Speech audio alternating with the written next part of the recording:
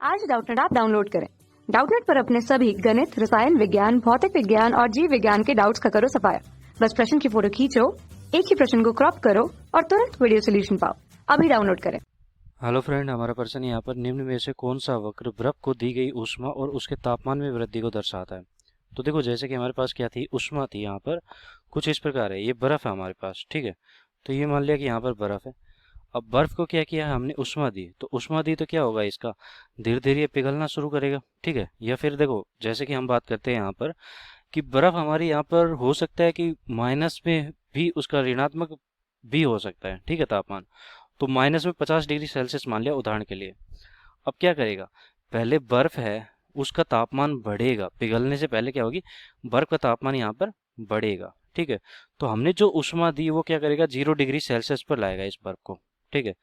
फिर उसके बाद क्या होगा यहाँ पर, तो मैं इसको यहाँ से हटा के इस प्रकार बता सकता हूँ। जैसे कि हमारे पास बर्फ है, और बर्फ है तो वो मान लिया कि -50 डिग्री सेल्सियस पे है। फिर क्या होता है कि उसको ऊष्मा दी हमने, और फिर क्या हुआ, उसका तापमान बढ़ा तो 0 डिग्री सेल्सियस तक आई वो बर्फ। और फिर उसके बाद क्या हुआ, -0 डिग्री, यहाँ पर 0 डिग्री सेल्सियस पर आई है वो बर्फ।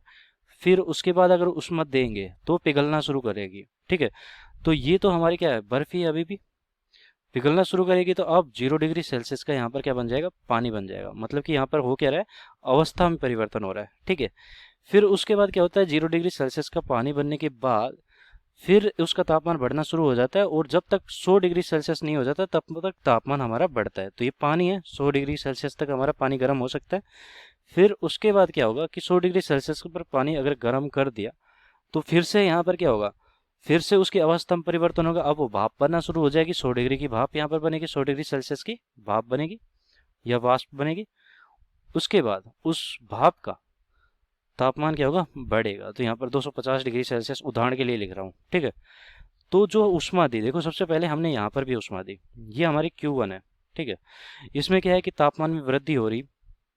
फिर हमारी ये होती है ये वाली ऊष्मा, 0 डिग्री सेल्सियस तापमान में वृद्धि नहीं हो रही, तो इसको हम कहते हैं गुप्त ऊष्मा, ठीक है, गुप्त ऊष्मा। इसमें क्या होता है, अवस्था में परिवर्तन होता है, जैसे कि यहाँ पर हो रहा है, अवस्था परिवर्तन हो रहा है। और ये हमारी क्या होती है, गुप्त ऊष्मा, ठीक है, गुप्त ऊष्मा। तो इसको यहाँ पर Q2 लेकर चल रहे हैं, ये हमारी Q3 है, और ये यहाँ पर हमारी Q4 है।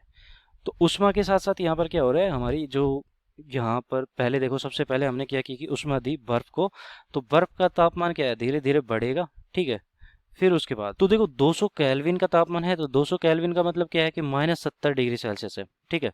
तो अब ये वाला प्रारंभ कर देते हैं कि -70 डिग्री सेल्सियस हमें तापमान दे रखा है, ठीक है। फिर उसके बाद क्या होता है, 0 डिग्री सेल्सियस जब तक नहीं हो जाता तब तक ये पिघलेगी नहीं, तो यहाँ पर कहीं पर आएगी। और उस समय हमारा क्या होगा, इसका जब तक 273 केल्विन नहीं हो जाता तब तक उसका तापमान बढ़ता रहेगा। तो तापमान बढ़ रहा है यहाँ पर, ठीक है। क्योंकि जो हमारा Q होता है, इस समय जो हमारी ऊष्मा होती है वो क्या होती है, Q बराबर ms डेल्टा T। तो m तो यहाँ पर द्रव्यमान होता है, ठीक है। m यहाँ पर क्या होगा, द्रव्यमान होगा। s क्या होगा यहाँ पर, ये विशिष्ट ऊष्मा होगी, विशिष्ट ऊष्मा किसकी, बर्फ की। और डेल्टा टी क्या होगी, तापांतर, ठीक है।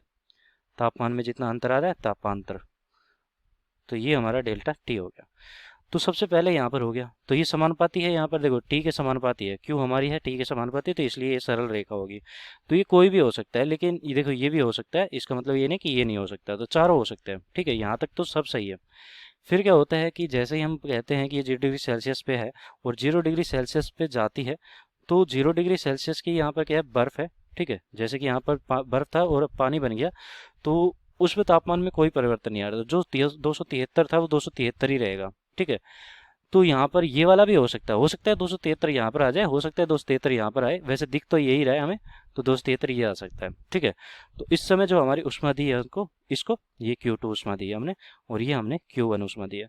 तो जब Q1 ऊष्मा देते हैं तो ये वाला आता है हमारे पास, Q2 ऊष्मा देते हैं तो गुप्त वाला है, तो ये Q2 वाला आता है। फिर Q3 वाला है, मतलब कि Q3 पे क्या है, ये वाली है, ठीक है। ये वाला हमारा Q3 है, और ये Q4 और ये Q5, Q4 और Q5। तो केवल और केवल ताप में परिवर्तन हो रहा है, इसका मतलब -27 डिग्री सेल्सियस है। मैंने उदाहरण के लिए यहाँ पर -50 डिग्री सेल्सियस लिया। अगर मैं इसी में परिवर्तन करूँ तो ये -70 डिग्री सेल्सियस लिख दूँ तो वही बन जाता है मेरा, ठीक है। फिर धीरे धीरे क्या होगा कि इसको अगर ऊष्मा दी Q3 ऊष्मा दी तो इसके तापमान में वृद्धि होगी, क्योंकि 0 डिग्री सेल्सियस से 100 डिग्री सेल्सियस वही वाला हो जाएगा। ठीक है, 0 डिग्री सेल्सियस से 100 डिग्री सेल्सियस, और उस समय जो ऊष्मा देंगे Q3 वो हमारी कितनी होगी, वो होगी ms डेल्टा T। यहाँ पर S विशिष्ट ऊष्मा होगी, अब की बार जल की आ जाएगी, पहले बर्फ की थे तो अब की बार जल की आ जाएगी। ठीक है, तो तापमान के साथ यहाँ पर Q3 में परिवर्तन हो रहा है। फिर क्या होगा, Q4 आएगा। ठीक है, Q4 क्यों आएगा, क्योंकि अवस्था में परिवर्तन होगा, पानी से भाप में बन रहा है। फिर यहाँ पर जो C है वो Q5 आएगा। तो हमें मिल चुका है कौन सा वाला ग्राफ है, यहाँ पर C वाला ग्राफ है, तो इसका मतलब कि हमारा C विकल्प सही हो जाएगा। बाकी ये वाला ग्राफ यहाँ पर गलत हो जाएगा, ये तो बिल्कुल सीधा ही कह रहा है, और ये भी थोड़ा सा कर्व है लेकिन सीधा कह रहा है। ठीक है, तो हमारा विकल्प कौन सा हो जाएगा, यहाँ पर C वाला जो ग्राफ है वो सही जा रहा है। धन्यवाद। कक्षा 6 से 12वीं से लेकर नीट, IIT, JEE वो एडवांस के लेवल तक 1 करोड़ से ज्यादा छात्रों का भरोसा। आज ही डाउनलोड करें डाउटनेट ऐप या व्हाट्सएप करें अपने सारे डाउट्स 8400 400 400 पर।